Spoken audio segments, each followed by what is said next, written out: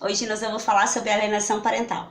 A alienação parental, mais conhecida como a morte inventada, é quando é uma atitude que o genitor, aquele que está com a guarda do menor ou do adolescente, denigre a imagem do outro, até podendo chegar ao cúmulo de dizer que o pai ou a mãe ou os avós faleceram e eles não estão mais nesse mundo, então essa criança não vai ter essa relação com essas pessoas. A alienação parental aniquila as relações afetivas entre os familiares, traz então muito dor e sofrimento aos envolvidos. E o bem-estar da família, esse deve ser sempre preservado.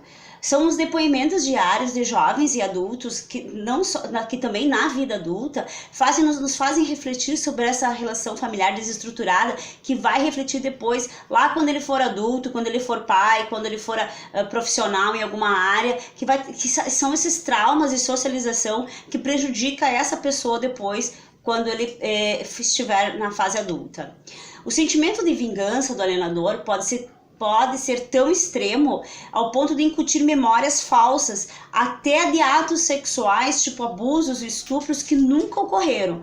Então, falar que o pai, ou a mãe, ou o avô cometeu algum ato sexual e essa criança nunca sofreu esse abuso. Então, o que essa criança vai ter, ou esse adolescente? Um sentimento de medo referente a essa pessoa. Então, pode-se chegar ao cúmulo de chegar a fazer isso e incutir essas falsas memórias, que a psicologia já explica o que é as falsas memórias. Para Maria Berenice Dias, ela diz assim, ela é a desembargadora Maria Berenice Dias, talvez o maior problema de ser enfrentado no transcorrer da separação seja quando um dos genitores, enciumado e inconformado com a separação, passa a insuflar os filhos para que tenham raiva do genitor ou da genitora. Vamos deixar claro que pode ser o pai contra a mãe contra o pai, ou o pai e mãe contra os avós, tá? Tal processo de destruição de imagem de um dos pais familiares é chamado de síndrome da alienação parental. Então ela traz um conceitinho para a gente tentar compreender o que seria a síndrome da alienação parental. A alienação parental está preservada no ordenamento jurídico brasileiro como direito de família. Então são os efeitos psicológicos e emocionais negativos que podem ser provocados nas relações entre pais e filhos. Caracteriza então como uma interferência na formação psicológica da criança ou do adolescente, por quem deveria ter a guarda e a vigilância desta criança e desse adolescente. Como identificar então essa alienação parental? A partir da observação de comportamentos do responsável quanto os filhos pode indicar a ocorrência dessa prática. Crianças e adolescentes submetidos à alienação parental demonstram sinais de ansiedade, nervosismo, agressividade e depressão. São indicativos que demonstram o quanto essa criança está sofrendo. Essa análise, essa observação, ela pode ocorrer não só no ciclo familiar, mas também no ciclo escolar. A escola tem que estar atenta a isso. Os conselhos tutelares colaboram muito com isso quando se há uma denúncia ou uma solicitação de observação sobre essa família, o que está acontecendo. A legislação traz algumas condutas, então. Desqualificação da conduta do genitor no exercício da paternidade ou da maternidade. Dificultar o exercício de autorização parental, porque a alienação parental ela pode não ser só de pais separados, ela já pode estar começando enquanto o núcleo familiar ainda está instituído, então há que se observar isso também. Dificultar o contato da criança ou do adolescente com o genitor ou genitora ou seus familiares, avós, tá? Dificultar, omitir deliberadamente o exercício do genitor a informações pessoais relevantes dessa criança e desse adolescente. Se ele foi ao médico, se ele não foi ao médico, como é que ele está na escola, quais são as atividades que ele faz extracurriculares, como ele está se sentindo, se ele ganhou um prêmio, se ele não ganhou, as informações básicas dessa criança, tá? Apresentar falsa denúncia contra o genitor ou contra a genitora ou seus familiares, para obstar a dificuldade desse convívio, mudar o domicílio, trocar de endereço sem comunicar o outro genitor ou outra genitora e ou os familiares, porque esse pai ou essa mãe podem ter falecido e essa criança, os avós queiram o convívio com essa criança, ou simplesmente o pai também pode ter sumido no mundo, ou a mãe ter sumido no mundo, e os avós querem o convívio com essa criança, tá? Os prejuízos à criança são imensos. A criança tem o direito de manter preservado esse relacionamento com os pais, porque o que termina é o casamento ou o convívio entre os adultos, mas a relação pai e filho, mãe e filho, avós e netos, essa relação ela é infindável, ela não tem fim. A deteriorização da imagem do outro ou dos outros, no caso dos avós, tem impactos nessa relação filial, essa relação paternal e materna entre os avós e os netos, e pais e mães, né? Da formação prejudica a formação dessa criança nos aspectos intelectual, cognitivo, social e emocional. Isso há que se analisar e refletir muito sobre isso, porque isso vai refletir na vida adulta, sim. Essa pessoa vai ter dificuldade de relacionamento social, seja na escola ou seja um relacionamento emocional, constituir uma família sadia, porque ela já vem de uma família doente e ela vai acabar repetindo aquilo que ela aprendeu. Ela só sabe a dor e o sofrimento, ela não sabe amar, porque o amor a gente tem que ensinar a amar. Você não compra ele como você compra qualquer coisa no supermercado.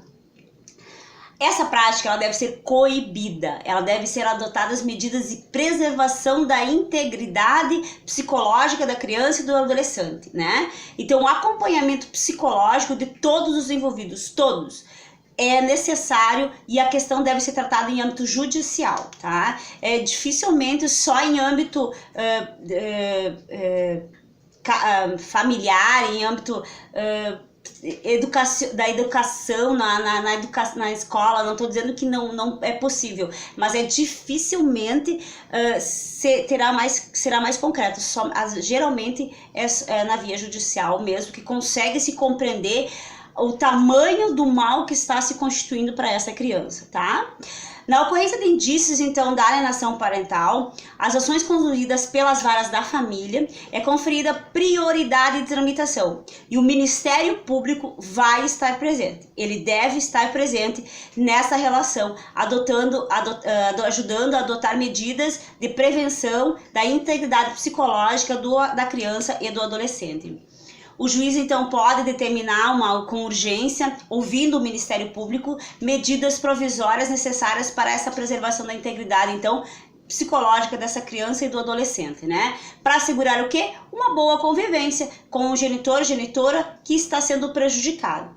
Verifica, então, são alguns indícios de ocorrência dessa prática. Verificando, quando o juiz verifica que tem indícios dessa prática, ele pode determinar a elaboração de laudo da situação realizado por uma perícia psicológica ou biopsicossocial, tá? Ok?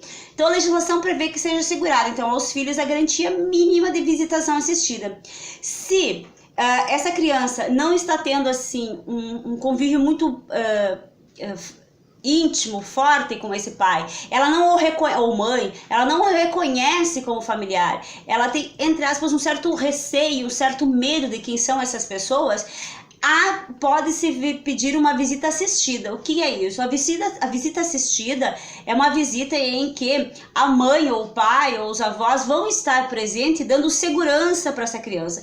E aos poucos ela vai adquirindo então essa confiança, esse amor pelo aquele genitor, né? Isso acontece bastante, não é uma coisa assim surreal ou que lá de vez em quando existe bastante visita assistida. Tanto os pais quanto os filhos são encaminhados então para um acompanhamento psicológico realizado por profissionais especializados, porque não adianta só a criança receber o tratamento se o pai agressor que pratica alienação parental e o genitor, aquele que é vítima junto com a criança, também não faça um tratamento psicológico. Por quê? Porque há que se convir que o ser humano vai começar a manter uma situação de raiva contra o outro. E o objetivo não é esse, é compreender que a situação da criança é o mais importante do que qualquer outra coisa. É a criança que precisa ter sua integridade física e psicológica em estado essencial, mais nada. Então todos precisam ter esse acompanhamento psicossocial. Aonde está no ordenamento jurídico a alienação parental e todas as suas providências? Na Lei 12.318 de 2010. No seu artigo 6º, ela diz assim: caracterizados os atos típicos de alienação parental ou qualquer conduta que dificulte a convivência da criança ou do adolescente com o genitor, o juiz poderá, cumulativamente ou não, sem prejuízo da decorrente responsabilidade civil ou criminal, segundo a gravidade do caso, adotar medidas previstas. Então, vamos deixar claro que isso não é brinquedo. Lidar com a educação do filho é de uma seriedade extrema, principalmente quando você está lhe trazendo essa criança ao mundo, dando sociabilidade a ela, relembrando que o que acaba é o casamento e a relação entre os adultos, mas entre as crianças e os seus genitores, entre as crianças e seus avós, não há e não vai haver um fim nessa relação. Respeitar a criança e o adolescente em formação se faz necessário e é uma obrigação de todos nós adultos. Um grande abraço a todos e até o próximo vídeo.